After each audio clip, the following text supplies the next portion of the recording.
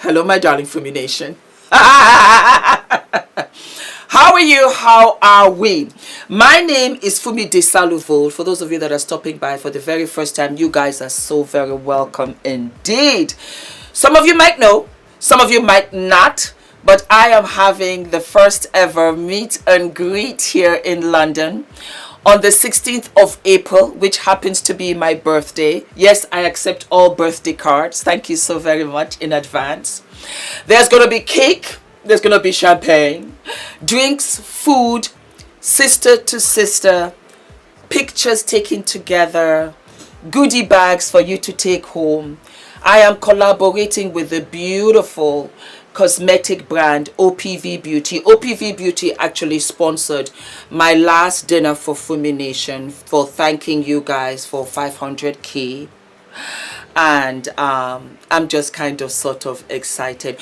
It's becoming brighter, sunnier, warmer here in London. I can only begin to imagine what that day is going to look like.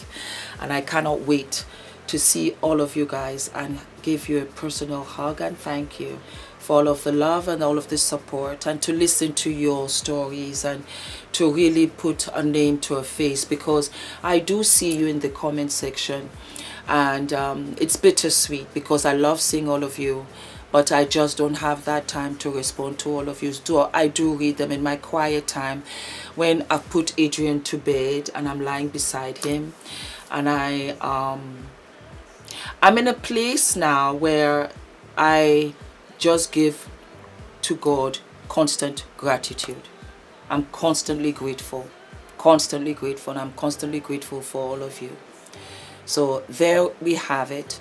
Don't forget to subscribe, because I've been saying it and I'm going to keep on saying it. Guys, would you believe that technically we are at over 1 million followers here on this channel? Only half of them are subscribed. That's the only way I can put it. YouTube, let me know. 1.2 million followers. And I said YouTube, I don't understand, because we have what they call one-on-one with YouTube. What would I call them? They're like advisors. They get in touch with us and they let us know you're doing a good job, what are your concerns, that kind of thing. And they were saying, Fumi, you have to tell them. And I was like, no, I don't want to push them or whatever. And she said, you don't want to push them? Okay, let me show you some numbers. And when she showed me, I was like, wait. And she said, yeah, you're at 1 million. You're at 1 million, not officially, but you're at 1 million. And when we say views, each person is a view. So if you have a view, let us say more views for a particular episode, that's more than understandable. We're not talking about episode. We're talking about across the channel on a regular, everyday basis, every week basis, every month. We tally it up and you have 1 million viewers. And you should have 1 million subscribers. 200,000, okay, fine, we can understand that. But you should have 1 million. Subscribe.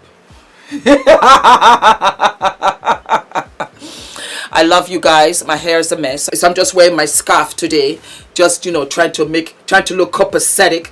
My face is shiny. It's always shiny. But it is what it is. So anyway, one of you sent me a little video, a little clip about, I think it's like a daytime talk show in Nigeria. We should really have one. We should have like the talk here. Wouldn't that be fabulous? We have Loose Women and one maybe other kind of show, but we don't have, and I would love to have like a table of influencers that come, you know, on a regular basis, and we talk about, you know, topics and stuff like that. But anyway, that's what this was. And watch the clip. I have been a side chick to my friend's husband for 3 years. She doesn't suspect a thing because she's very gullible, not very smart, and a school dropout as well. In fact, she hasn't suspected a thing all these years and goes ahead to tell me all of her family problems, and I just pretend to care. She once told me they were having financial problems at home and asked me to loan her 4,000 cedis. I secretly texted her husband and asked for the money. He sent me 5,000 immediately and I loaned her 4,000, which she paid back over 3 months. Our man gives me everything I want because I'm the kind of woman he wants. I'm educated, beautiful, a powerful corporate woman, and above all, I know how to pamper a man. I am very attentive to his needs and I nurture his ambition. She barely contributes to anything, can't help him progress, and is a housewife who doesn't even cook well. I am pregnant now and she's very excited, as though she was the one expecting. She has secretly asked our man for money to organize a baby shower to surprise me. The guy told me about it and he's actually cool with it. However, I don't think my conscience will allow me let her organize a baby shower for her own husband's baby.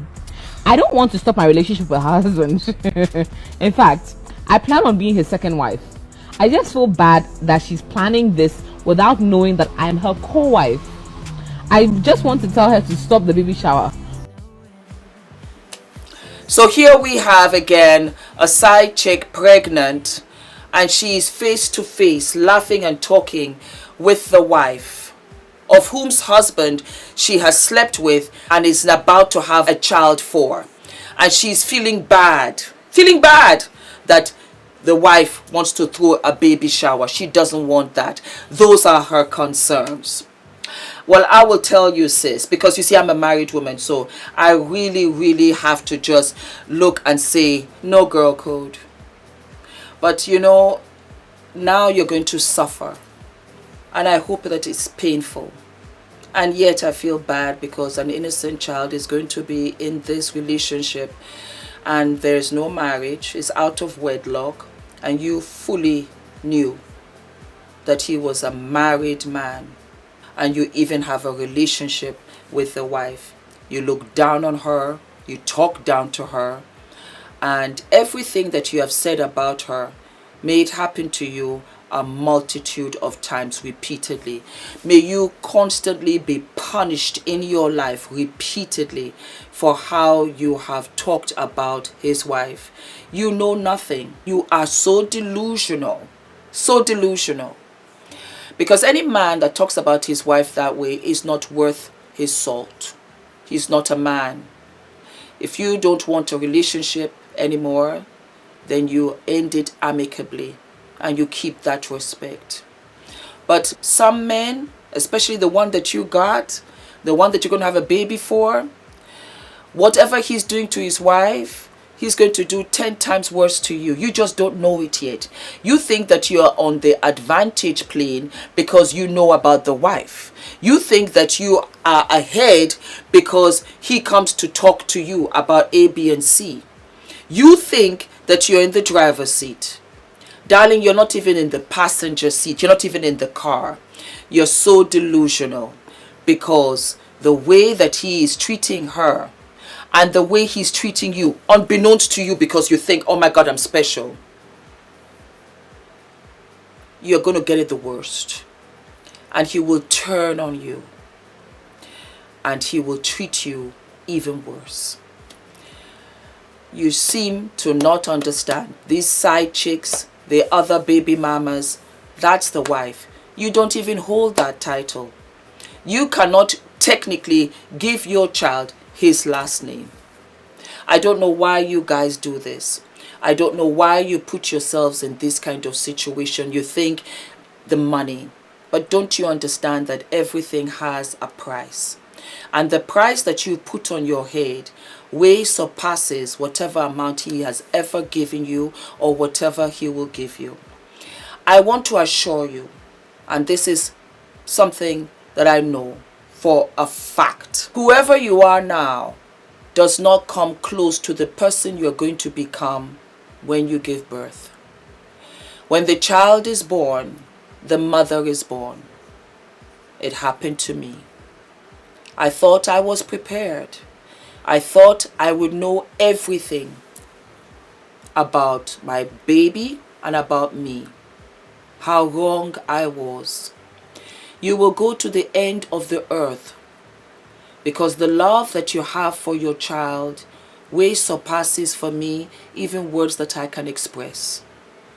And so when your baby daddy doesn't show up like you would want him to, you will know why. There'll be days, there'll be special occasions, and he will not be able to show up. Because you see, you have gone to go and have a child with a liar. And that man, if he's not lying to you now, he will start lying to you once that child is born.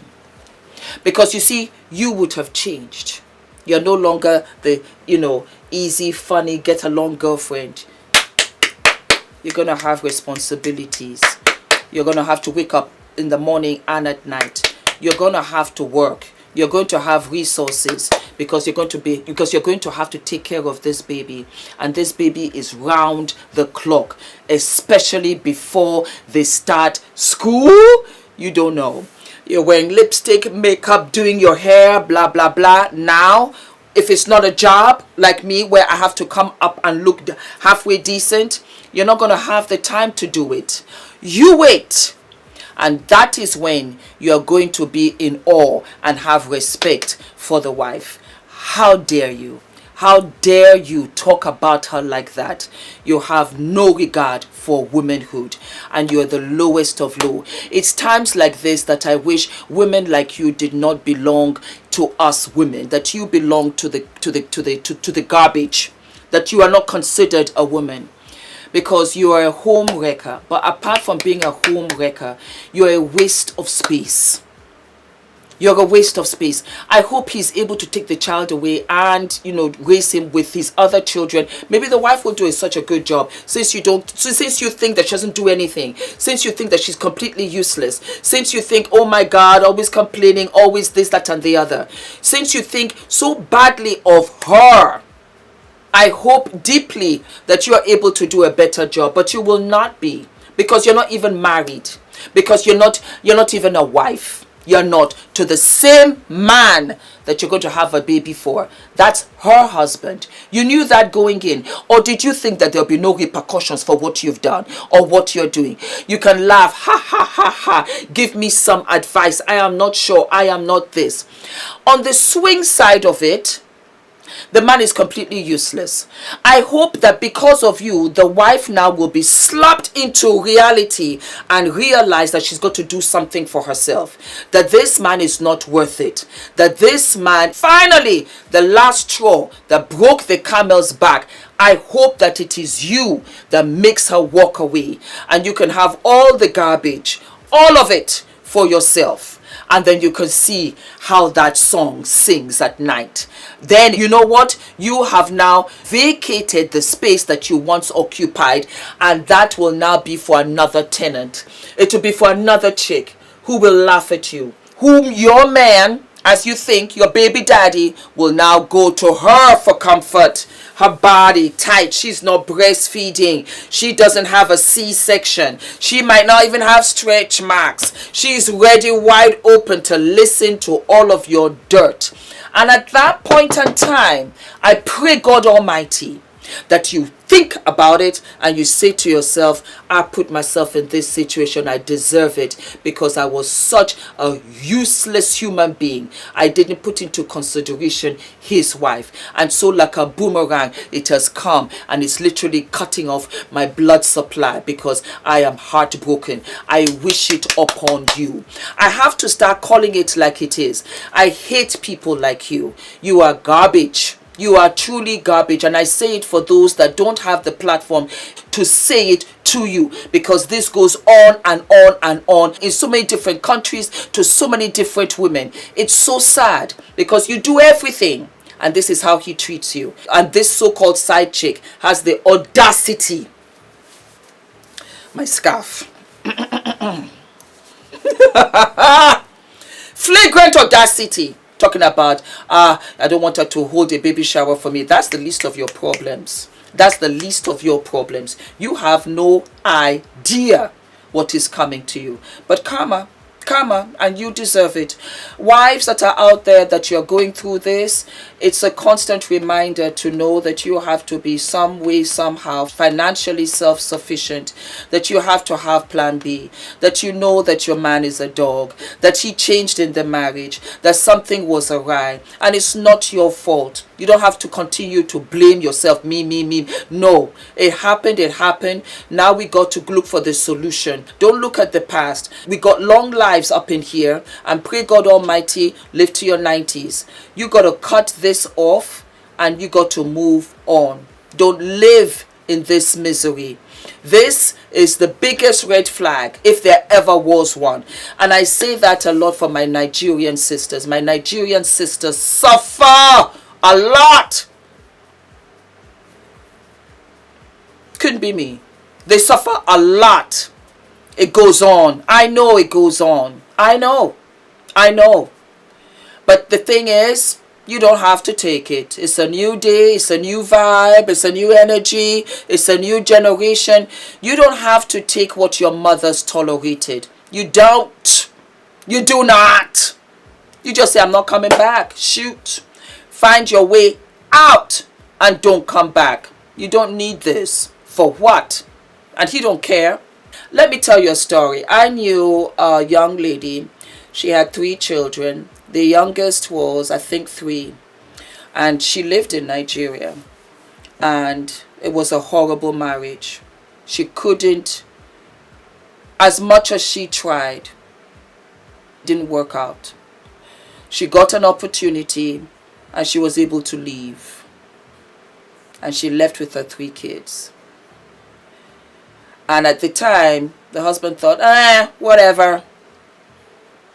He begs her every single day to come back. And she says, the last thing on this earth that I did right was to leave you. Will it be hard? Yes. It will be hard. But you will have peace. And you will be able to rebuild your life. And you will be able to laugh and smile again, date again, make love again, and live your life again. You see, a worthless man is a worthless man. If he's cheating on you, he's been cheating on you for a minute, he'll continue to cheat on you. You have to take the emotion out of it and say to yourself, self, what am I trying to do up in these streets? And you have to think of your children, of mental health, of what you're teaching your daughters and your sons. I think I've told this story in different variations, but you guys bring me this story. So I feel that, you know what, let me say it for those who have not seen the past episodes. Never ever stay with a man that cheats. Don't do it. You're wasting your time. The issue lies with him and not you. You don't deserve that. You don't need it. This is one of the Nigerian stories, and I know it's a culture, it's a thing. I know, my Nigerian sisters, you don't have to put up with all of this nonsense. Don't! Get out of there. Let him have her. And that's the thing. He doesn't want her all of the time. He just wants her for part of the time. Then he wants to take you to church, to weddings, to parties. You're the wife. You're the one that stays at home. No. You want to play candy and still have some in your mouth, then go out onto the streets and bring that dirty candy into my home? Absolutely goddamn not. Get out.